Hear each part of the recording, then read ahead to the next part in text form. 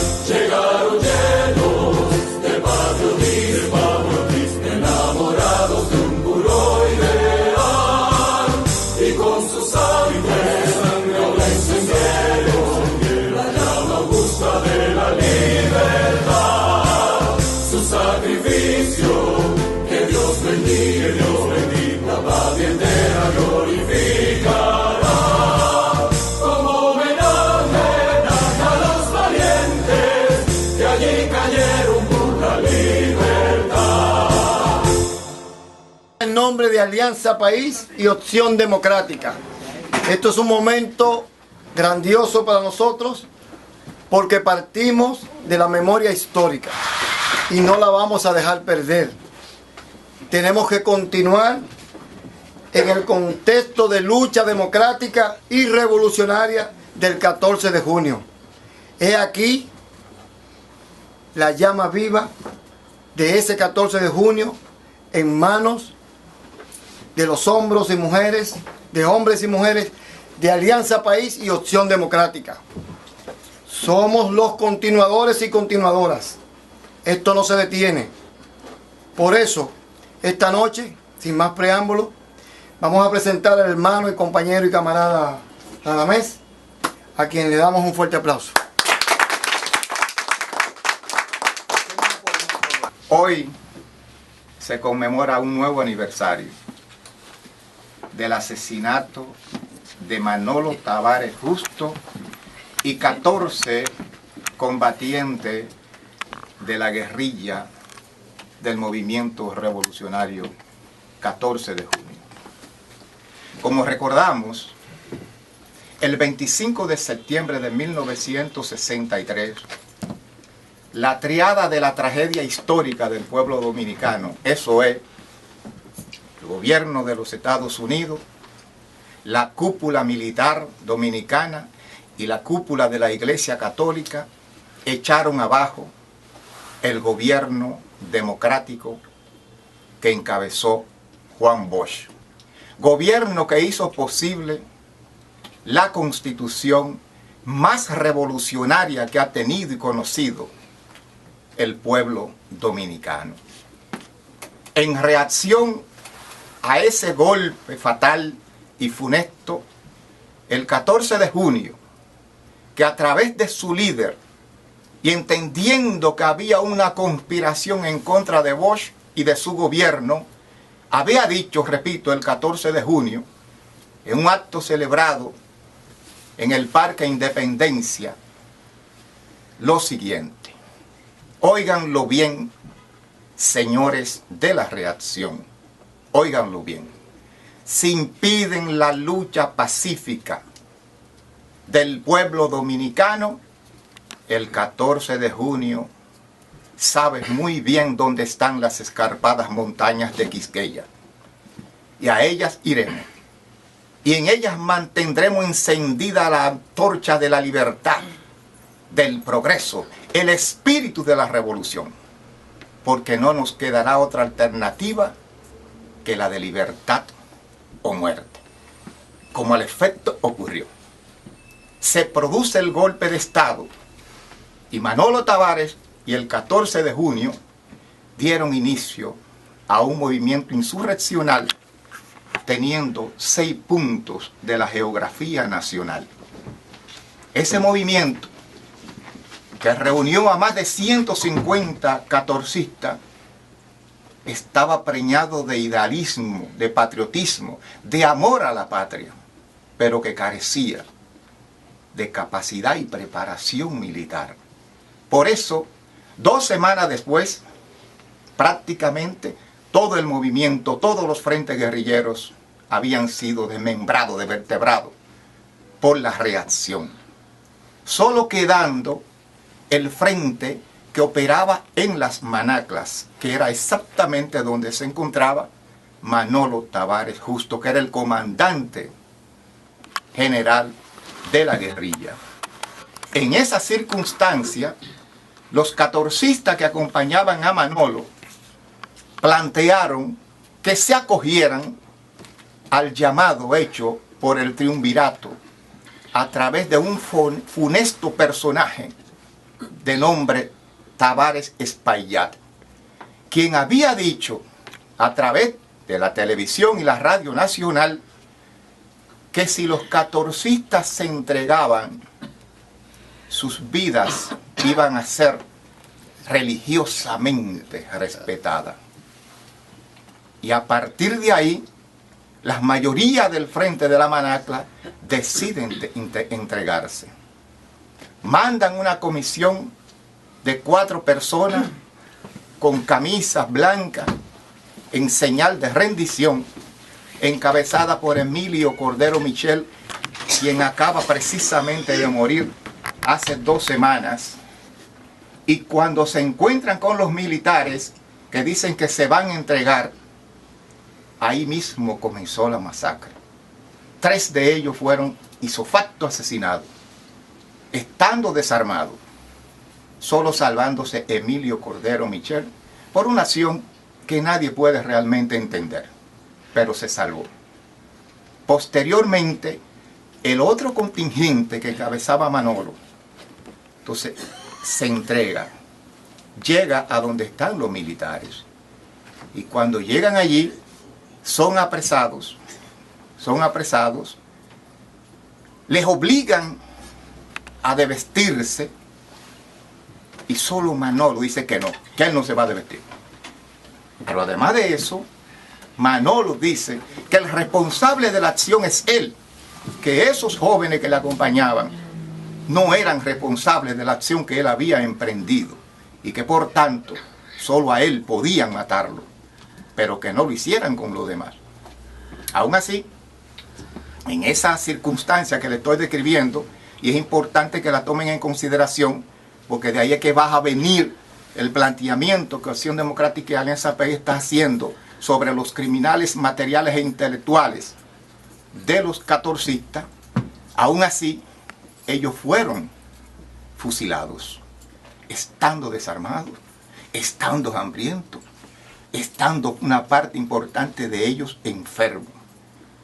Y la acción para que ellos fueran asesinados la ejecuta evidentemente o la operativiza el militar de más alto rango en la zona de operación, que era para entonces el mayor Ramiro Matos González, quien a su vez estaba cumpliendo una orden directa que Rafael Adriano Valdés le había dado, que para entonces era coronel, que era que había recibido la orden de ese ejército trujillista que todavía existía en la República Dominicana y de ese triunvirato perverso que encabezó esencialmente Tavares Espaillá y después Donald Rick Cabral, y que eran expresión política y social de los llamados cívicos, aquellos cívicos que se opusieron por interés esencialmente económico a la dictadura de Trujillo, y que también en las elecciones del 62, del 20 de diciembre del 62, fueron derrotados por Juan Bosch, y después fueron parte de la conspiración.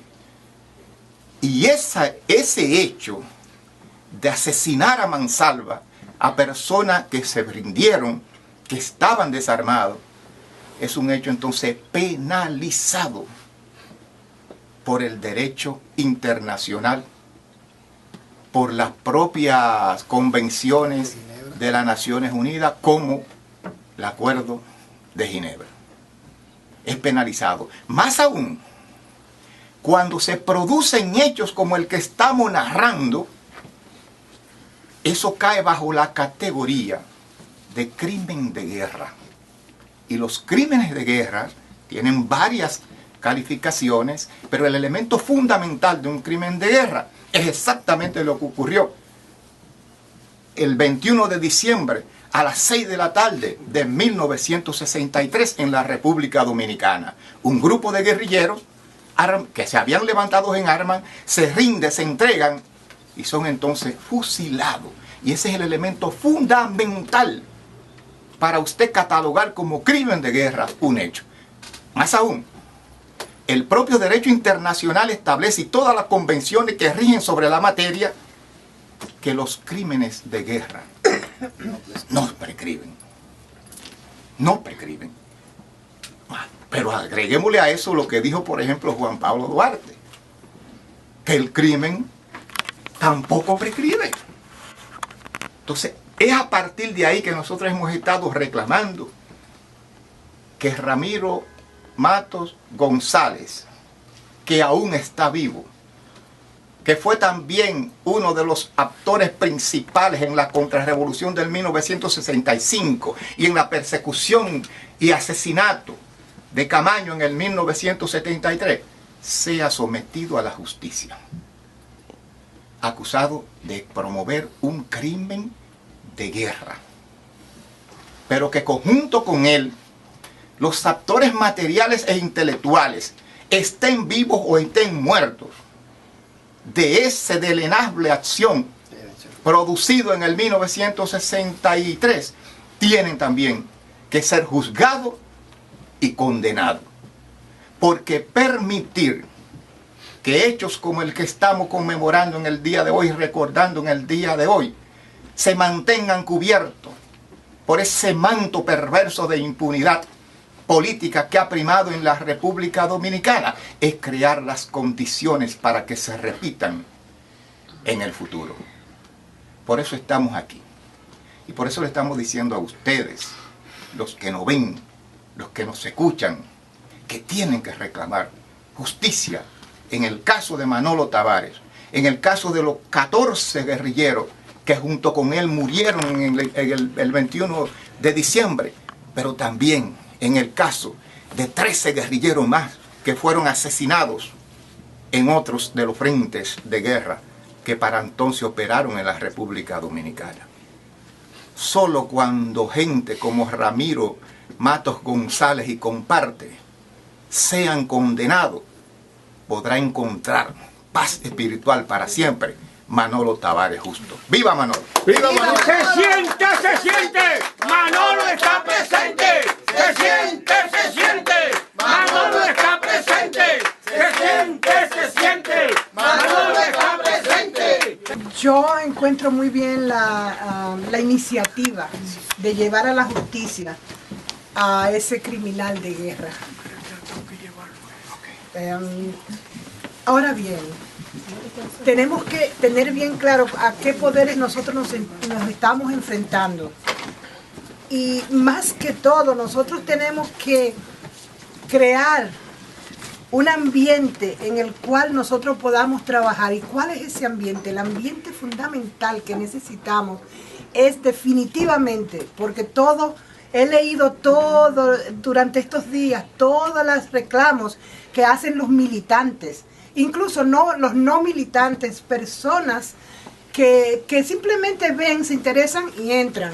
Cuando mi esposo murió en abril, traigo esto a colación porque es importante para ilustrar, para documentar. Yo estaba en la funeraria, ¿por qué? Porque él era mi esposo. Es algo que es inherente a mí, algo que a mí me duele, que me toca. Y eso pasa con el pueblo dominicano. El pueblo dominicano es inteligente y quiere saber para involucrarse. Entonces yo lo que propongo, esto es una idea, es menos juntas en secreto de las directivas y más exposición al público, no solamente a los militantes, sino expuesto al público, para que la gente opine y diga qué quiere, porque ellos son la fuerza, se está trabajando para ellos. El pueblo reclama que se lleve a la cárcel a los culpables que quedan de la muerte de Manolo y de otros casos. Y el pueblo es quien los va a llevar, no somos nosotros, no es el presidente de un grupo, ni siquiera su hija, la doctora Minú Tavares. Ella sola no puede, el pueblo es quien la respalda, como en tantas otras situaciones. Ahora bien, yo propongo, como lo hablaba con el compañero aquí presente y con el compañero Radamés, que se haga una propuesta ciudadana, una consulta ciudadana encaminada ¿a qué? A que se pida, a que se le pregunte a la gente qué quieren ellos que se haga. Y eso es lo que se va a someter. Yo estoy segura que la gente va a decir, porque la gente los reclama, se le debe a la gente. Yo estoy segura de que la gente va a decir que lo lleven a la cárcel.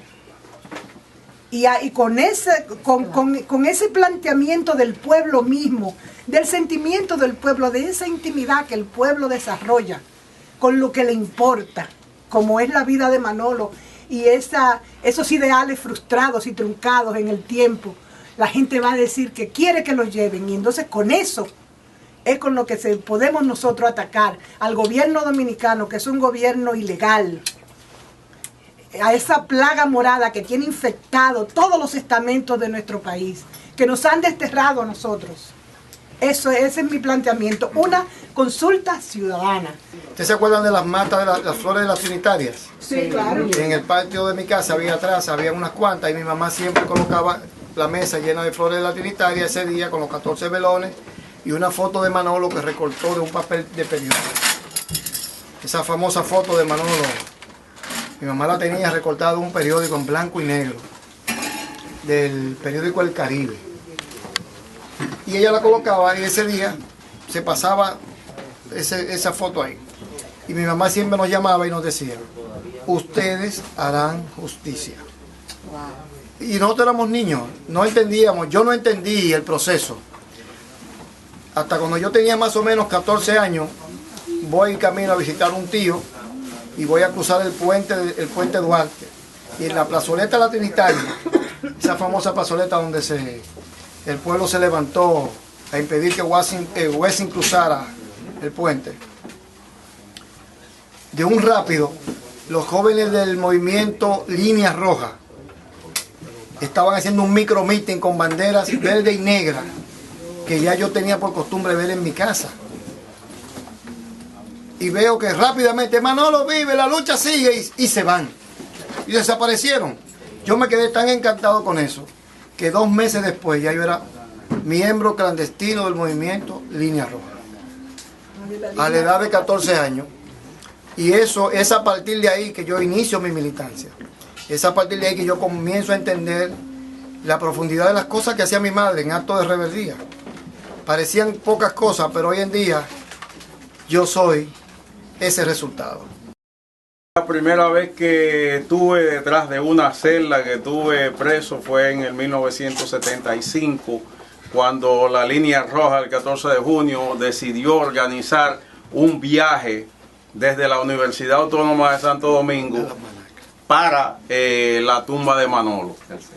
Y en ese autobús iba encargado Roberto Santana, ahí iba también el José Ernesto Oviedo Landestoy, iba Iván Rodríguez, iba la novia del Gordo Oviedo, Olga Luciano, Enrique Félix, Iván Rodríguez y este personaje bíblico. Y cuando llegamos a Moca, ahí estaba militarizado todo, pero militarizado. Y nos bajan de los autobuses el Gordo Oviedo, que es un provocador de primera y guapo por demás, reconoce a un tigre que en el 65 salió corriendo y él comienza a provocar al guardia y a decirle: oye, ¿por qué tú no me prestas una para que nos peguemos aquí de tú y yo? Y él le decía: no te apures ahorita. Y entonces nos comenzaban a meter en las perreras, ¿verdad? Wow, un culatazo y nos metían. Cuando llegamos a Moca, en un badén, ocurrió lo que yo jamás pensé que podía ocurrir. La perrera iba llena y el Gordo Viejo se tiró y se le montó a un pobre motor que iba en el badén y se escapó. Entonces, el fin de eso es, bueno, nos meten presos, estamos metidos ahí. En mi celda estaba Enrique Félix, que no se callaba, estaba Iván Rodríguez, que es un privilegio estar preso con Iván Rodríguez, estaba Felvio Rodríguez preso ahí también. Y lo más curioso es que cuando llega el tipo de más alto rango ahí a la fortaleza, nos ponen a todos, nos alinean a todos, y viene un sargentico y dice: ay, yo creo que era un coronel, una cosa así. Dice: ay, pero mire, esas son las botas de fulanito de tal, la que tenía puesta Felvio. Y ahí han cogido a Felvio y se lo han llevado. Y Roberto Santana, que era un privilegio también estar preso con Roberto. Esa gente asumieron una actitud tan militante, tan firme, que de ahí en adelante ha sido imposible uno devolverse de este camino. Un momento que me marcó a mí. Regresé, mientras vivía allá, siempre fui a esa actividad que organizaba la Línea Roja, de visitar el cementerio, y en una segunda ocasión me tocó estar con Manolito, que en ese tiempo era una persona a la cual nosotros le dedicábamos bastante tiempo, nosotros, el proyecto político al que yo pertenecía.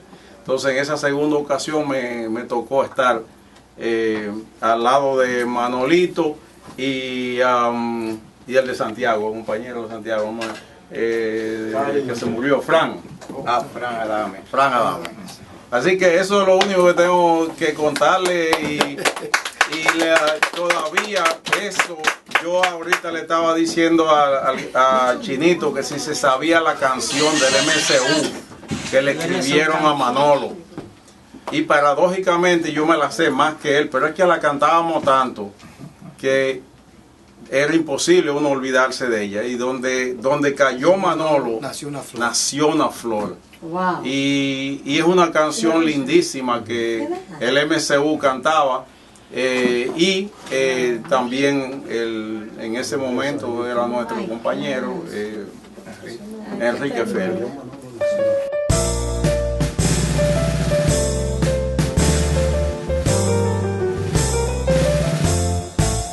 Llega